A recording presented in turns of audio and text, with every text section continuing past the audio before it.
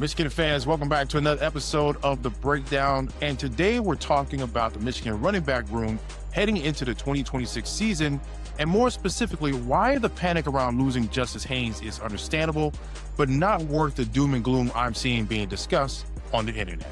Yes, Michigan lost Justice Haynes, Jasper Parker, and Bryson Kuzdzal to the transfer portal. That's real production, that's real depth, and emotionally that hits fans because Haynes in particular felt like he was going to be the guy. But truth of the matter is, economically, it was going to be hard to keep Justice in the maize and blue. We have other positions of need that need to be filled, and allocating some of those funds elsewhere is a priority for this staff. So the feeling of loss is understandable, and here's why that feeling is valid. Early last season, Justice Haynes was the closest thing Michigan had to a true offensive weapon. Not just a running back, an answer. And to say the quarterback room was suspect would be an understatement. The coaches clearly weren't ready to fully turn Bryce loose yet, and the offensive game planning left us all feeling a little empty inside. The wide receiver room flashed at times, but week-to-week consistency wasn't there for a variety of reasons. So when Michigan needed something, anything to stabilize the offense, Justice became the constant. He was the player you could design touches for, the guy defenses had to account for, the one player who could turn a modest gain into something more when the offense was searching for rhythm. Justice wasn't just productive, he was the engine that masked uncertainty elsewhere on the offense. He gave the offense an identity when other pieces were still trying to find theirs. So when he leaves, it feels like Michigan lost more than just a running back. But here's why perspective matters. Football isn't played on emotion, it's played on rosters, systems, and in the trenches. And when you zoom out, Michigan's backfield situation in 2026 isn't weaker, it's different, and potentially better built for the offense they're transitioning into. Let's start with the anchor, Jordan Marshall. If you want to calm yourself down about the run game, start here.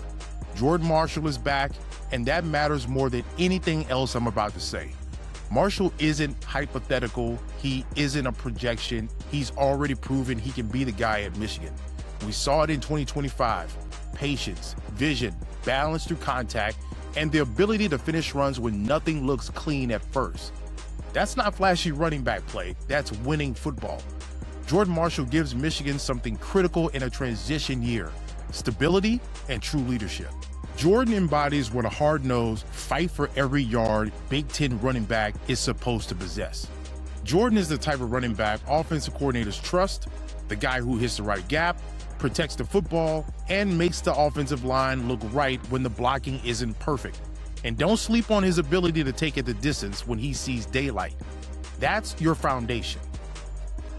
Next comes the portal addition, Taylor Tatum, formerly of Oklahoma. Tatum arrived at OU as one of the highest-rated running backs in the country. The production never fully took off there, but context matters.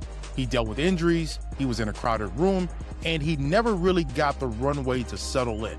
What Michigan gets is a runner with legitimate SEC-level physical tools, good lateral movement, and experience in a high-pressure environment. He doesn't have to be the guy here, he just has to be part of the rotation. And that's where he fits perfectly. Marshall gives you consistency, Tatum gives you variance, a different running style, different pacing, different stress on the defense. And that matters over a long season. Hey, Michigan fans and college sports fans in general, quick favor before we move on. If you're rocking with The Breakdown, please subscribe to the channel. It helps us grow and allows us to keep this content free for you. So subscribe to it, like it, share it, and now back to the video. And now let's talk about the upside swing. Michigan didn't just replace bodies, they added elite talent. Savion Hiter is the crown jewel of the room. 5-star, top running back in the country in his class. He's got power, burst, vision, the whole package. This isn't a stash him for later recruit. This is a guy who will force his way onto the field, whether it's immediately or by the second half of the season. And here's the key. Hiter doesn't have to save the offense. He can grow behind Marshall and the other guys. He can be mixed in selectively. He can be developed correctly. This isn't the same as having to develop an elite quarterback who's raw. The running back position is all about natural feel and seeing what's in front of you and reading and reacting quickly. A young running back can get away with riding his natural instincts and God-given ability much more than a young quarterback can. That's how you protect elite talent, and that's how you maximize it. Yes, losing Justice Haynes hurts. He was explosive, he was productive, he was a fan favorite, but Michigan didn't lose a system, they lost a player. And the replacement plan is layered. A proven starter in Marshall, a high-ceiling transfer in Tatum, an elite future piece in Hiter, and let's not forget, this running back room doesn't just stop at the top three. Michigan still has Donovan Johnson and incoming freshman Jonathan Brown in the program right now. And those names matter more than fans realize. These are bigger-bodied backs. They will understand the physical demands of Michigan football. They may not be household names yet, but every strong running back room needs guys who can be trusted when their number is called, whether that's for spot carries, special packages, or injury depth. That's how rooms stay functional over a long season. Not every running back has to be a star. Some just have to be reliable. Some have to be ready. And those guys help stabilize the room while younger guys, high-profile talent continues to develop. So when you step back and look at the full picture, Marshall at the front, Tatum, Micah, Hiter, adding juice and upside, and Johnson and Brown providing internal depth, this isn't a thin room, it's a well-constructed one. Which brings us to the most important part of this conversation, Jason Beck and why this scheme matters. Michigan's new offensive coordinator, Jason Beck, comes from Utah. And if you have watched any Utah football, you already know the blueprint. That offense didn't rely on superstar running backs, it relied on structure. Under Beck, Utah produced one of the most efficient rushing attacks in the country, even rotating backs, and helped Jasper Parker rush for nearly 1,000 yards, and Devin Dampier rushed for 835 yards in 12 games.